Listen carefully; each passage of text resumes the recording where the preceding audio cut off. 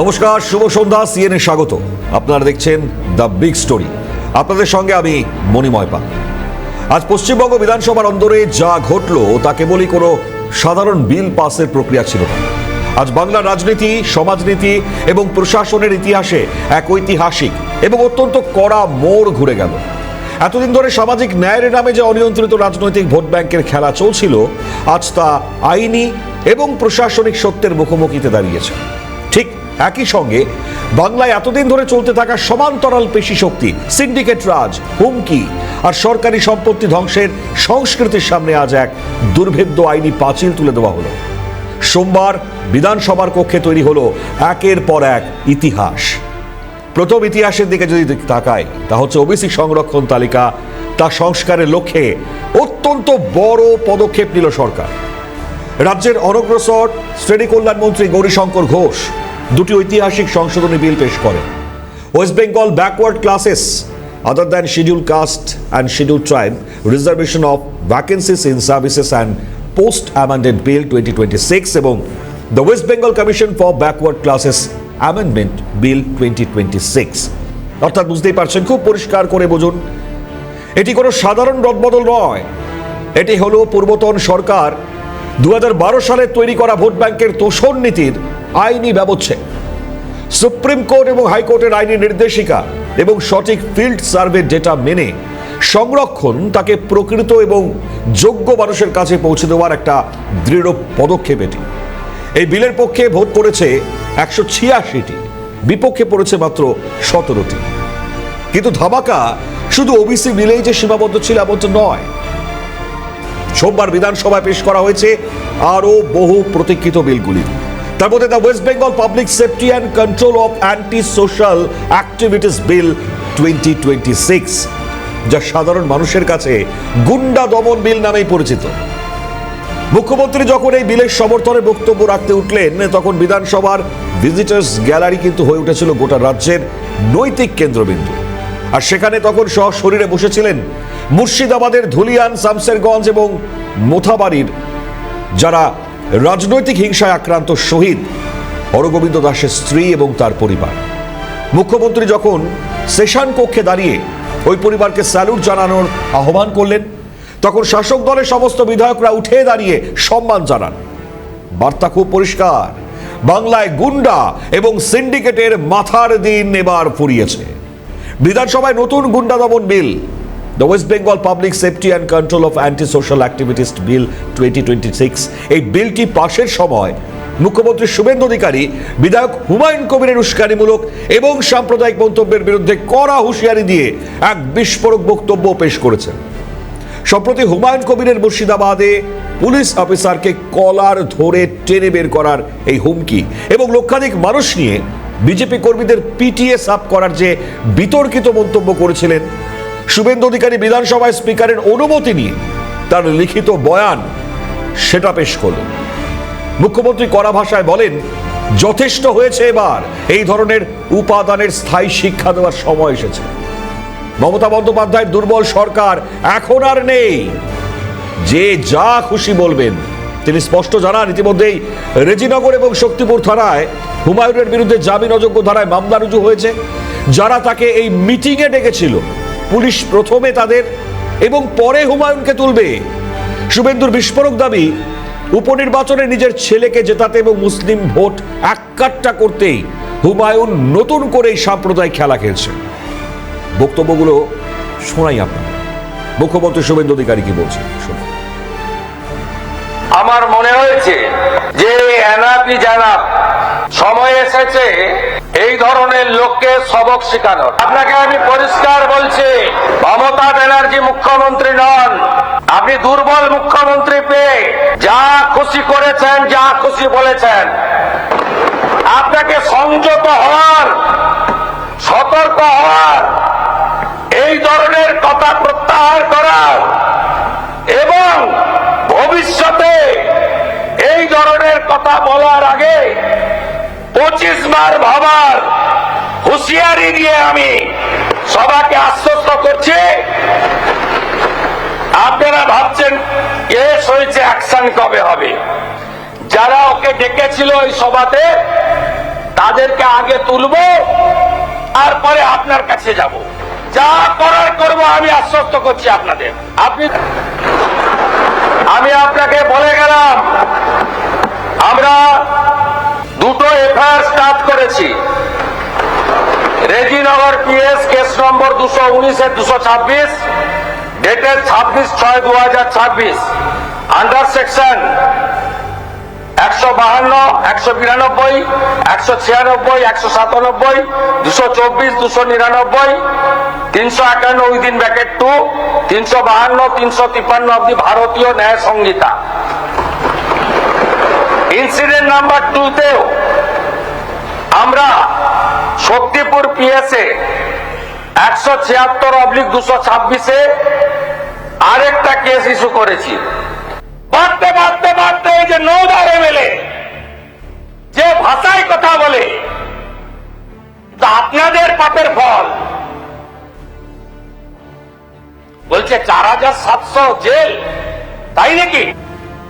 পশ্চিমবঙ্গে ওবিসি সংরক্ষণের ইতিহাস এবং তার বিবর্তন লক্ষ্য করলে দেখা যায় যে রাজ্যে ব্যবস্থার মূল ভিত্তি গড়ে উঠেছিল রঞ্জনা মিশ্র কমিশন তার রিপোর্টের ওপর নির্ভর করে। এই রিপোর্টেরই রেস ধরে 2010 সালে বুদ্ধদেব ভট্টাচার্যের নেতৃত্বাধীন বামফ্রন্ট সরকার অনগ্রসরতার নিরিখে রাজ্যের দ্বিস্তরীয় সংরক্ষণ কাঠামো চালু করে, বিধানসভায় বিল এনেছে, যা পেশ করেছিলেন তৎকালীন মন্ত্রী যোগেশ চন্দ্র বর্মন।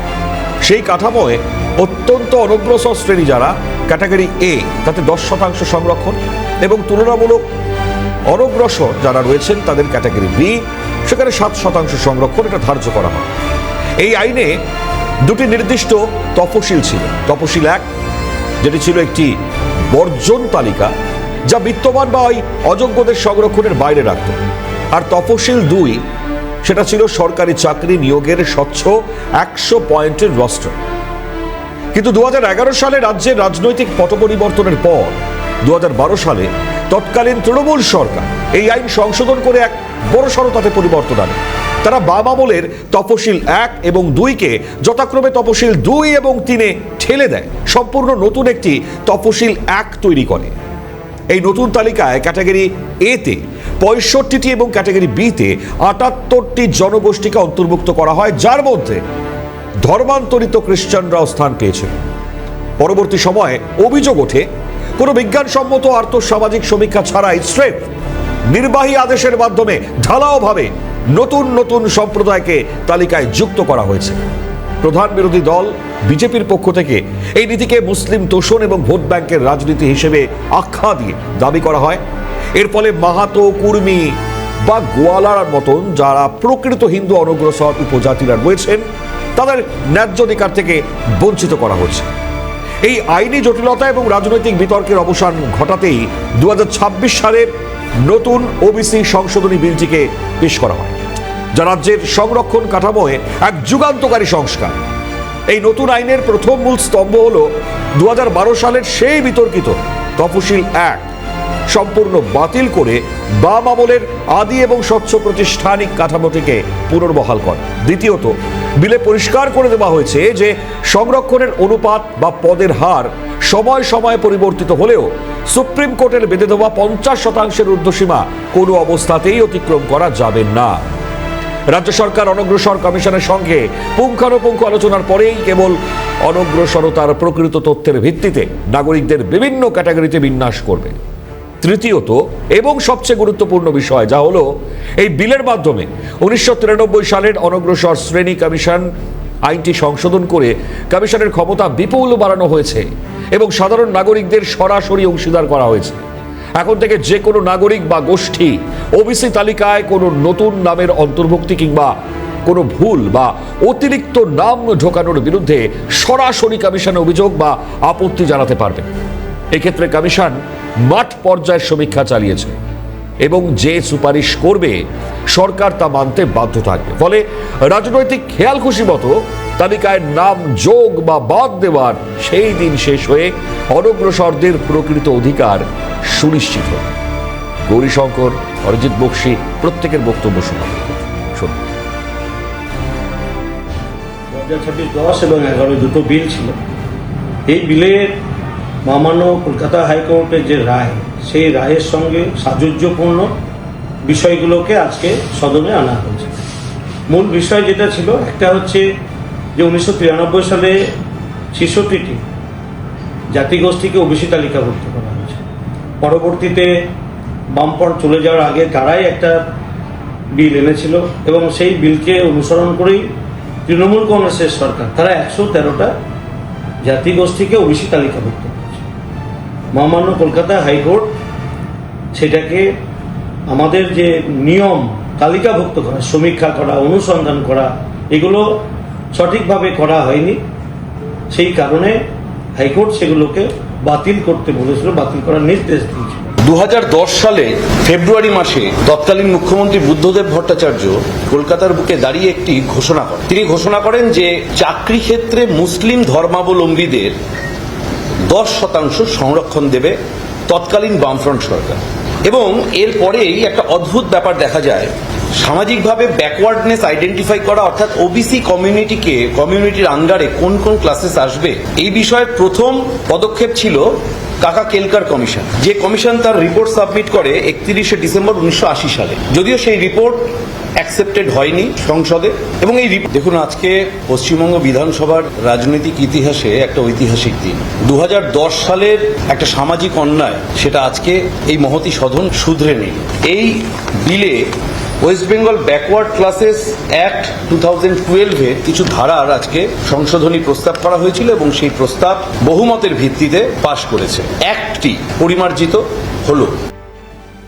বক্তব্যগুলো আপনাদেরকে সামনে স্পষ্ট করলাম। দেখুন, এর পাশাপাশি 1993 সালের অনগ্রসর শ্রেণী কমিশন আইনটি সংশোধন করে সাধারণ নাগরিকদের এক বিরাট ক্ষমতা দেওয়া হয়েছে। এবার থেকে ওবিসি তালিকায় কোনো জাতির অন্তর্ভুক্তির জন্য নাগরিকরা সরাসরি আবেদন করতে পারবেন। তার চেয়েও বড় কথা, কোনো সম্প্রদায়ের অতি অন্তর্ভুক্তি বা কম অন্তর্ভুক্তি নিয়ে যে কেউ কমিশনে অভিযোগ জানাতে পারবেন এবং কমিশন যে সুপারিশ করবে সরকার সেটাই মানতে বাধ্য থাকবে। রাজনৈতিক ইচ্ছেমতো তালিকায় নাম ঢোকানো বা বাদ দেওয়ার ক্ষমতা আর সরকারের হাতে থাকছে না। অনেকে প্রশ্ন করতে পারেন, এই সংশোধনী বিল আনার আইনগত প্রয়োজনীয়তা কোথায় ছিল? কারণ দেখুন, স্পষ্ট, পূর্বতন সরকারের তৈরি করা এই ওবিসি তালিকা দেশের বিচার ব্যবস্থার সামনে পুরোপুরি ভেঙে পড়েছেন। কলকাতা হাইকোর্ট থেকে সুপ্রিম কোর্ট পর্যন্ত যে আইনি টানাপোড়েন চলেছে তা প্রমাণ করে যে প্রশাসনকে সংবিধান মেনে চলতে হয়, কোনো রাজনৈতিক অহংকারে নয়। আমরা যদি একটু ফ্ল্যাশব্যাকে নিয়ে যাই আপনাদের, সালটা 2024, মাসটা হচ্ছে মে।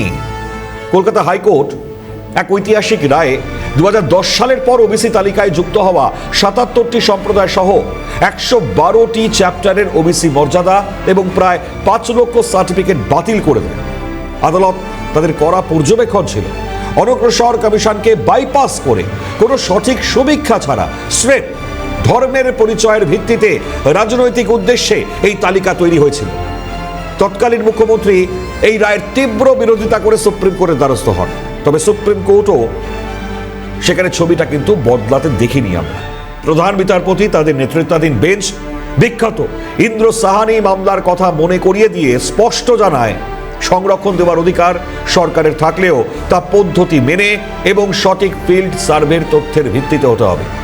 এই আইনি কড়াকড়ির মুখে পড়ে তৎকালীন সরকার 2025 সালে তড়িঘড়ি নতুন আর্থ সামাজিক সমীক্ষা চালায়, 140টি সম্প্রদায়কে পুনরায় চিহ্নিত করে আইনি ফাঁক ঢাকার চেষ্টা করে। কিন্তু বিচার ব্যবস্থার চাপে শেষ পর্যন্ত 2011 সালের পর থেকে ইস্যু করা সমস্ত ওবিসি শংসাপত্র পুনর্যাচাই করতে বাধ্য হয় রাজ্য প্রশাসন। তৎকালীন মমতা বন্দ্যোপাধ্যায়ের কি বক্তব্য ছিল সেটা না শোনালেও নয়, শোনো। দেখুন, আইন আইনে লড়বে। আইনের কথা আমি যেহেতু এখনো ইন্টারিম অর্ডারে আছে, ফাইনাল জাজমেন্ট হয়নি। ফাইনাল জাজমেন্ট হলে I cannot criticize the judge, but I can criticize the judgment. Already supreme কোর্টের কাছে আমরা 3 মাস টাইম নিয়েছিলাম এবং আমরা যদি দেখি আইনত কোনটা আমাদের শুট করছে, সুপ্রিম কোর্টের 3 মাস টাইম মোতাবেক আমরা কিন্তু কাজটা করেছিলাম। বিজেপি এবং বাম, রাম এবং বাম দিয়ে পুরো চাকরি খাওয়ার জন্য টিচারদের এবং ওবিসি কেড়ে নেওয়ার জন্য কোর্টে গিয়ে গিয়ে কেস করছে আর বাতিল করে দিচ্ছে। এতদিনে ক্লিয়ার হয়েছে আবার নতুন করে ওবিসি রিক্রুটমেন্ট অন্যান্য জেনারেল কাস্টের রিক্রুটমেন্টের সাথে শুরু হয়েছে, কারণ এগুলো নোটিফিকেশন হয়ে গিয়েছিল বলে। তাই তো এর ফলশ্রুতি 2026 সালের জুন মাসে বর্তমান সরকারকে বিধানসভায় নতুন ওবিসি সংশোধনী বিল পাশ করতে হলো। পূর্বতন 2012 সালের আইনটি বাতিল করে ওবিসি কোটা সাময়িকভাবে 17% থেকে কমিয়ে 7% নামানো হয়েছে এবং কেবল আইনিগত বৈধ 66টি জাতিকে তালিকায় বহাল রাখা হয়েছে, যা তোষণের রাজনীতির অবসান ঘটিয়ে প্রকৃত আইনের শাসন প্রতিষ্ঠা করল। এই বিলের আইনি গুরুত্ব যেমন অপরিসীম, ঠিক তেমনই সোমবার বিধানসভার অন্দরে যে রাজনৈতিক নাটক তৈরি হলো তা বাংলা রাজনীতির এক নতুন সমীকরণকে সামনে এনে দিয়েছে।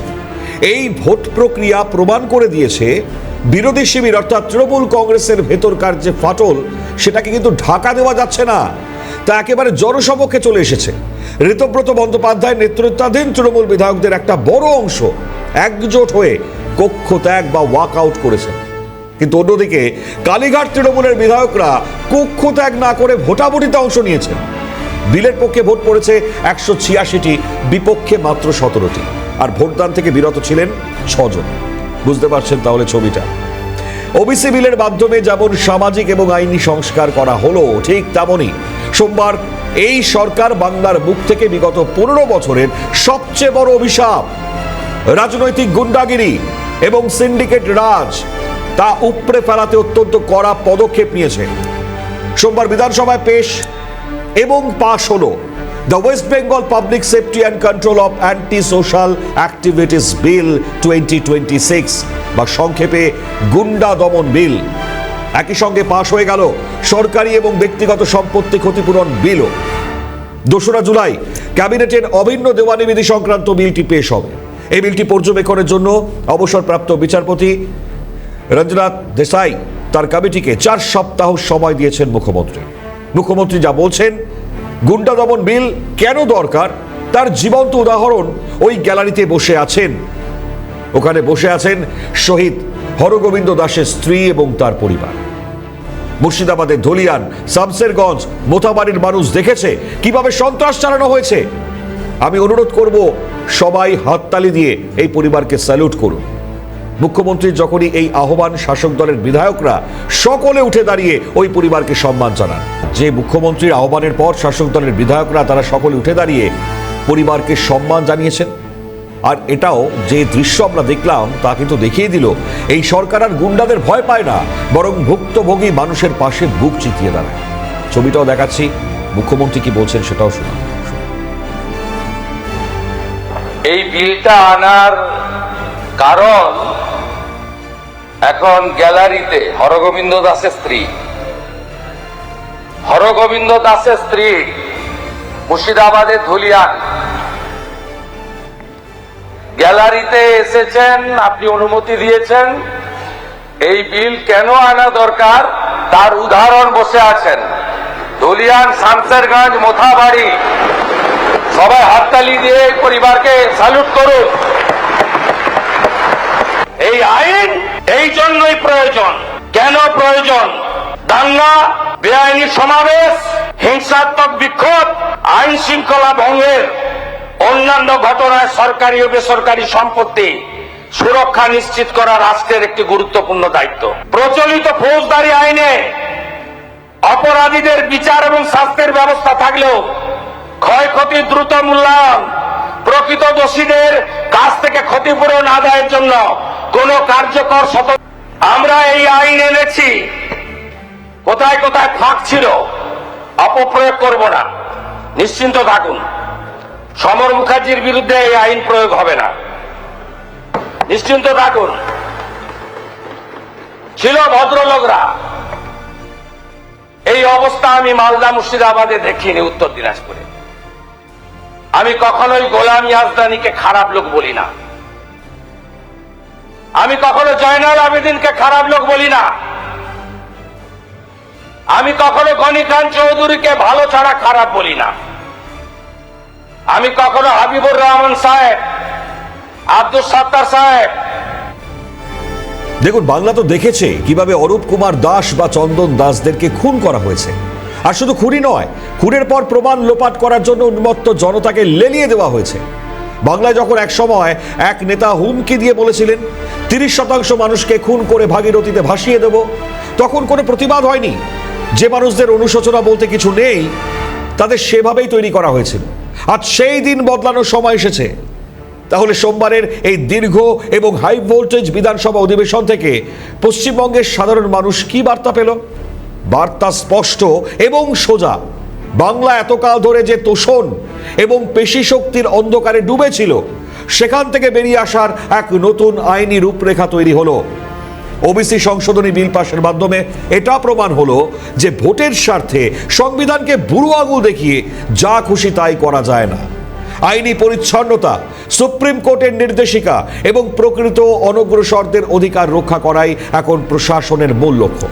তোষণের যে চোরাবালি তা থেকে বেরিয়ে এসে ওবিসি সংরক্ষণকে আবারও আইনি এবং বৈজ্ঞানিক ভিত্তির উপর দাঁড় করানো হলো।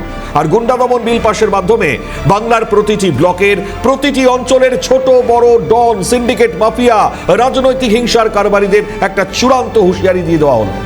হরগোবিন্দ দাস, অরূপ দাস কিংবা চন্দন দাসের পরিবারের চোখের জলের দাম এবার এই রাজ্যের আইন আদায় করবে। পুলিশ আর টেবিলের তলায় লুকোবে না, বরং আইনের হাত এবার পৌঁছবে সরাসরি অপরাধীদের কলার পর্যন্ত। পশ্চিমবঙ্গ আজ এক ঐতিহাসিক পরিবর্তনের সাক্ষী রইল। তোষণের রাজনীতি এবং গুন্ডারাজের অবসান ঘটিয়ে এক নতুন আইনানুগ প্রগতিশীল বাংলা গড়ার কাজ শুরু হয়ে গেছে। আজ এটাই সবচেয়ে বড় সত্য। এটাই আজ আমাদের রাজ্যের আসল রূপান্তর।